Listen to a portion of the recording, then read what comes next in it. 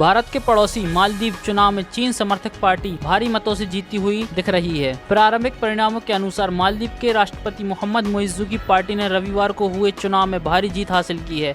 स्थानीय मीडिया रिपोर्टों के अनुसार पीपल्स नेशनल्स ने संसद पर पूर्ण नियंत्रण पाने के लिए 93 में से 70 सीटें जीत ली हैं।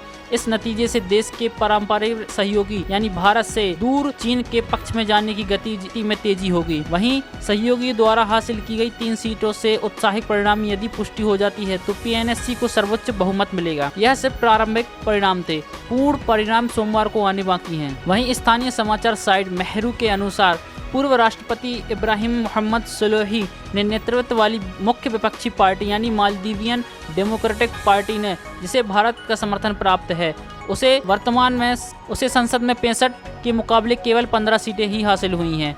मेहरू ने बताया है कि चुनाव लड़ने वाले 41 में से केवल 3 महिलाएं उम्मीदवार चुनी गईं। ये तीनों मुइज़्ज़ू की पीएनएससी के सदस्य थीं। वहीं यूरोप ने 2023 में रिकॉर्ड संख्या में अत्यधिक गर्मी तनाव वाले दिनों को सहन किया है। जलवायु पर्यवेक्षकों ने चेतावनी दी है कि यूरोप तेजी से इतनी भीषण गर्मी का सामना कर रहा है कि मानव शरीर इसका सामना नहीं कर सकता। यूरोपीय संघ के कोपरनिकस जलवायु निगरानी सेवा और विश्व मौसम विज्ञान संगठन WMO ने सोमवार को कहा है कि महाद्वीप ने 2023 में रिकॉर्ड संख्या में अत्यधिक गर्मी तनाव वाले दिनों का सहन किया है।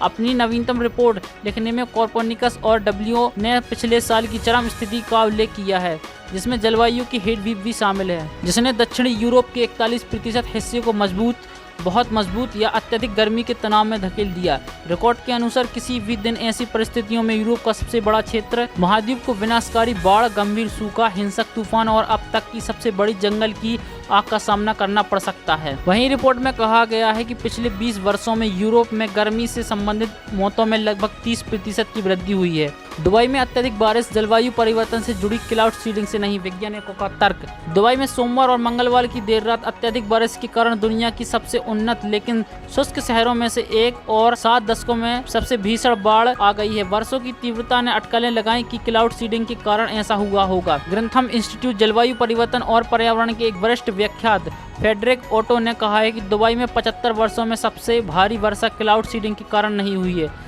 जब हम भारी वर्षा की बात करते हैं तो हमें जलवायु परिवर्तन की भी बात करनी होगी। क्लाउड सीडिंग पर ध्यान केंद्रित करना भ्रामक है। प्रमुख जलवायु एट्रीब्यूशन वैज्ञानिकों में से एक ओटो ने गुरुवार को शाम को जारी एक वीडियो लंदन में कहा कि मनुष्य तेल, गैस और कोयला जलाना जारी रखेगा तो जलवायु गर्म होती रहेगी, भारी वर्षा होती रहेगी और लोग बाढ़ में अपना जीवन गंवाते रहेंगे। एक्स पर एक पोस्ट में पृथ्वी वैज्ञानिक मंत्रालय के पूर्व सचिव और जलवायु वैज्ञानिक M राजीवन ने दुबई की बारिश को जलवायु परिवर्तन का स्पष्ट संकेत बताया है।